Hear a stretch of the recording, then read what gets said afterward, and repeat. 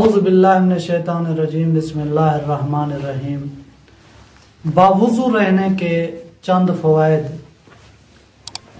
जनाब इमाम जाफ़र सादिक़ अलैहिस्सलाम फरमाते हैं कि जो शख्स चाहता है कि उसके रिज़्क़ और रोज़ी में इजाफ़ा हो, उसे चाहिए कि जब भी वो खाना खाने लगे तो खाना खाने से पहले बावुज़ू हो जाए, तो उसके रिज़्क़ और रोज़ी में इजाफ़ा हो जाएगा।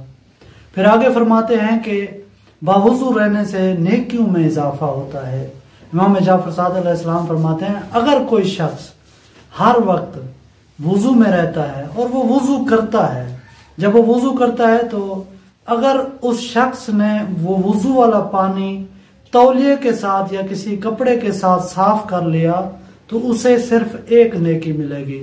अगर उसने वो पानी कपड़े के साथ साफ ना किया और इस इंतजार में कि वो पानी खुद ब खुद खुश्क हो गया तो उसके नामा अमाल में 30 नेकियां लिखी जाएंगी। और इस बावुज़ू रहने से उम्र भी तुलानी हो जाती है। रसूल खुदा सल्लल्लाहु अलैहि वसल्लम फरमाते हैं कि कोशिश करो कि हमेशा पाक और पाकीज़ा रहो और बावुज़ू रहो, ताकि खुदावंद मुताल तुम्हारी उम्र को लंबा कर दे। और जो बावुज़ू होकर सोता है उसके बारे में फरमाते हैं कि जो शख्स भी हर रात बावुज़ू होकर सोएगा उसका बिस्तर उसके लिए मस्जिद बन जाता है और उसके सोने का सवाब ऐसे है जैसे कि वो सारी रात नमाज पढ़ता रहा हो, यहाँ तक कि सुबह हो जाए।